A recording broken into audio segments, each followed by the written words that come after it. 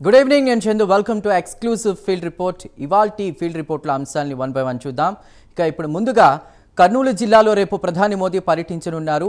13,430 కోట్ల విలువైన బహుళ అభివృద్ధి ప్రాజెక్టులకు మోదీ శంకుస్థాపన చేయనున్నారు. ఉదయం 10:20 ఓర్వకల్ ఎయిర్పోర్ట్కు రానున్న మోదీకి అటు CM Chandrababu, deputy CM Pawan Kalyan స్వాగతం పలకనున్నారు. 11:45 భ్రమరాంబ మల్లికార్జున స్వామిని దర్శించుకోనున్నారు మోదీ. అనంతరం పలు అభివృద్ధి పనులకు మోదీ పరిశీలన చేయనున్నారు. అదేవిధంగా శివాజీ స్ఫూర్తి కేంద్రాన్ని సందర్శించి అక్కడ 5 నిమిషాల పాటు ధ్యానంలో కూర్చోనున్నారు ప్రధాని. అనంతరం సూపర్ జీఎస్టీ మహాసభలో పాల్గొనున్నారు. దీనికి సంబంధించిన ఓవరాల్ అప్డేట్స్ ఫీల్డ్ రిపోర్ట్ ద్వారా మా ప్రతినిధి సుధీర్ అందిస్తారు. సుధీర్.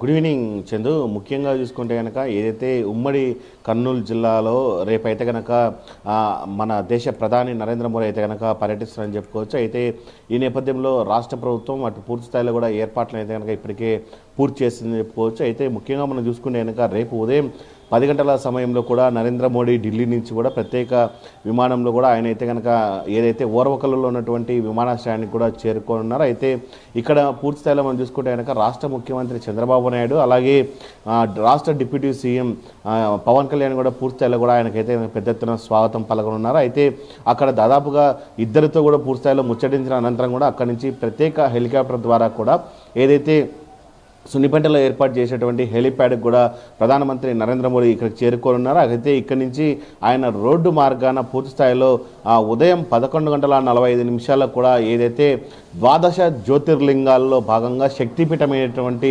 శ్రీశైలం శ్రీ భ్రమరాంబ మల్లికార్జున స్వామి వారిని దర్శించుకునేందుకు కూడా నరేంద్ర మోడీ ఇక్కడికి రానున్నారు. పూర్తి స్థాయిలో ఏదైతే ఆలయం ప్రాంగణానికి చేరుకున్న అనంతరం ఇక్కడైతే పూర్తి స్థాయిలో కూడా వేద పండితులతో కూడా పూర్తి స్థాయిలో కూడా పెద్ద ఎత్తున అయితే కనుక ఆయన ఆశీర్వాదం చేస్తారు. ఆయన ఏదైతే ప్రధాన ఆలయ గోపురం ఉందో అక్కడి నుంచి పూర్తి స్థాయిలో కూడా ఆయన ప్రత్యేకంగా ఏర్పాటు చేసినటువంటి బ్యాటరీ వెహికల్లో కూడా పూర్తి స్థాయిలో కూడా ఆలయ వెలుపలి వరకు కూడా ఆయన వెళ్తారు. అక్కడి నుంచి పూర్తి స్థాయిలో మనం చూసుకుంటే కనుక ఆయన దాదాపుగా లోపల ఎవరైతే స్వామివారిని అక్కడ దర్శించుకున్న అనంతరం కూడా పూర్తి స్థాయిలో అక్కడి నుంచి బయటికి వచ్చిన తర్వాత ఏదైతే వృద్ధ ఈశ్వరుడికి సంబంధించినటువంటి అక్కడ కూడా దాదాపుగా ఒక 10 నిమిషాల పాటు కూడా వృద్ధ ఈశ్వరుడికి అభిషేకం కూడా చేయనున్నారు. అభిషేక అనంతరం కూడా అమ్మవారిని దర్శించుకుని ఉన్నారు. అలాగే ఈ ఎవరైతే ఈ మొత్తంగా భ్రమరాంబ మల్లికార్జున స్వామి దర్శనం అనంతరం కూడా పూర్తి స్థాయిలో కూడా ఏదైతే శ్రీశైలానికి సంబంధించినటువంటి అభివృద్ధి కార్యక్రమాలు, అలాగే శ్రీశైలం రానున్న రోజుల్లో ఎలా అభివృద్ధి చెందాలి ఇప్పటికే మనం చూసుకోవచ్చు. ఏదైతే అటు అయోధ్యలో పూర్తి స్థాయిలో కూడా దాదాపుగా ఎంత డెవలప్ అయిందో,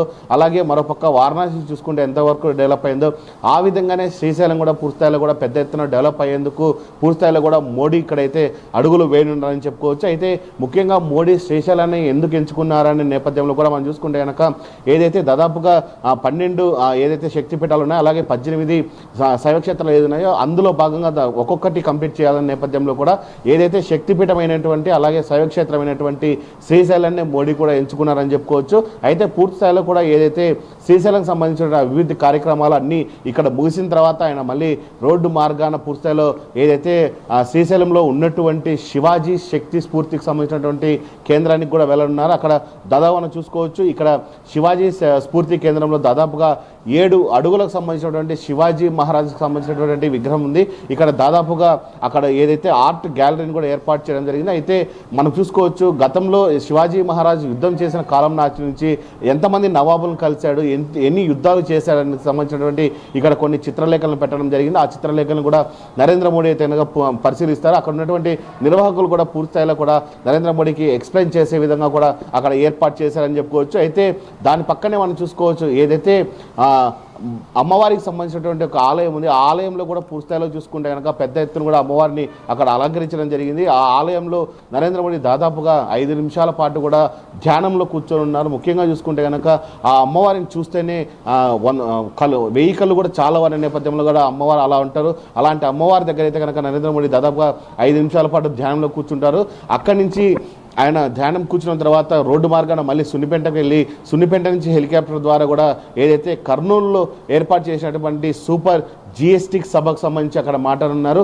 ముఖ్యంగా చూసుకుంటే కనుక ఈ సూపర్ జిఎస్టీ మహాసభలు అయితే కనుక పూర్తిస్థాయిలో ఆంధ్రప్రదేశ్కు రావాల్సినటువంటి ఏదైనా ప్రాజెక్టులు, అలాగే నికర జలాలు, అలాగే ఎవరైనా నిరుద్యోగ యువతకు సంబంధించినటువంటి ఫ్యాక్టరీలు ఏదైనా ఇలాంటి ఫ్యాక్టరీలు వస్తే కనుక పూర్తిస్థాయిలో నిరుద్యోగులు కూడా బాగుపడతారనే నేపథ్యంలో కూడా ఇలాంటి అంశాలు కూడా చర్చించే అవకాశాలు ఉన్నాయి. ముఖ్యంగా మనం చూసుకుంటే కనుక ఇప్పటికే రాయలసీమ వ్యాప్తంగా నీరు, నికర జలాలు, అలాగే కొన్ని ప్రాజెక్టులు కూడా రావాల్సి ఉంది. ఈ ప్రాజెక్టులు కూడా ఆయన మాట్లాడతారని చెప్పి పెద్ద ఎత్తున కూడా ఆసక్తికరంగా వెయిట్ చేస్తున్న పరిస్థితి అయితే ఈ సూపర్ జిఎస్టీ సభలో ఉంటుందని మనం అయితే చెప్పుకోవచ్చు. సుధీర్, ప్రధాని కర్నూలుకి వస్తున్న నేపథ్యంలో భద్రతా పరంగా ఎలాంటి ఏర్పాట్లు చేశారు? అంటే దాదాపు 7,500 మంది పోలీసులు ఇందులో పాల్గొంటున్నట్టు తెలుస్తోంది భద్రతకు సంబంధించి. మరి అదేవిధంగా ఇటు 7,000 బస్సులు ఏర్పాటు చేశారంటున్నారు. మొత్తం మీద ఈ బహుళ అభివృద్ధి ప్రాజెక్టులకి సంబంధించి కూడా దాదాపు 13,430 కోట్లు వెచ్చించబోతున్నారని తెలుస్తోంది. దానికి సంబంధించిన అప్డేట్స్ ఏంటి? ఏర్పాట్లు ఎలా ఉన్నాయి అసలు రేపటికి సంబంధించి? చందు, ముఖ్యంగా మనం చూసుకుంటే కనుక దాదాపుగా 7,000 పైచిలుకు పోలీసులతో కూడా పూర్తి స్థాయిలో కూడా పోలీస్ పహారా ఇస్తే కనుక కాస్తున్నారు. మనం ఇప్పటికే చూసుకోవచ్చు, ఏదైతే శ్రీశైలాన్ని కూడా పూర్తి స్థాయిలో కూడా పోలీసులు అయితే కనుక ఆధీనంలో తీసుకున్న పరిస్థితి అయితే ఉంది. మరొక చూసుకోవచ్చు, ఎన్ఎస్సీ కావచ్చు, కమాండర్స్ కావచ్చు, పూర్తి స్థాయిలో అందరూ కూడా ఎక్కడ ప్రధాని మోడీ పర్యటనలో ఎటువంటి ఇబ్బందులు తలెత్తకుండా ఆయన పర్యటన విజయవంతం చేసేందుకు కూడా పెద్ద స్థాయిలో ఇప్పటికే ఏర్పాట్లు చేశారని చెప్పుకోవచ్చు. అయితే ఇప్పటికే చూసుకోవచ్చు, మనం ఒక్కొక్క జిల్లా నుంచి కూడా దాదాపుగా 50 నుంచి 100 బస్సులు కూడా వేయడం జరిగింది. పూర్తి స్థాయిలో కూడా ఏదైతే మోడీ సభకు సంబంధించినటువంటి ఏదైతే సూపర్ జిఎస్టీ సభ ఉందో ఆ సభకు అయితే కనుక ఒక జిల్లా నుంచి కూడా పూర్తిస్థాయిలో 50 నుంచి 100 బస్సులు వేయడం జరిగింది.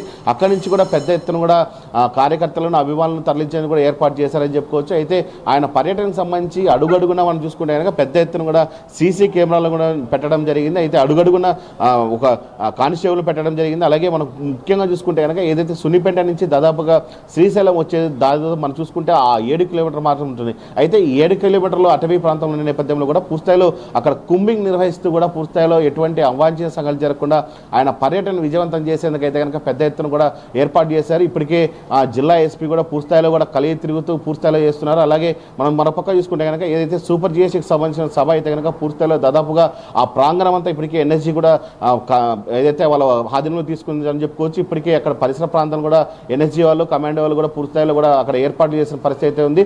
ఏదేమైనా సరే నరేంద్ర మోడీ సభను అయితే కనుక విజయవంతం చేసేందుకు అటు జిల్లా అధికార యంత్రాంగం కావచ్చు, ఇటు పోలీసు యంత్రాంగం కావచ్చు పెద్ద ఎత్తున అయితే ఏర్పాట్లు చేశారని మనం చెప్పుకోవచ్చు.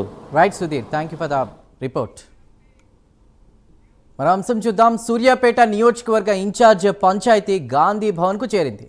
తమ నాయకుడికి ఇన్ఛార్జ్ పదవి ఇవ్వాలంటే తమ నాయకుడికే ఇవ్వాలంటూ పటేల్ రమేష్ రెడ్డి, దామోదర్ రెడ్డి వర్గీయులు పోటా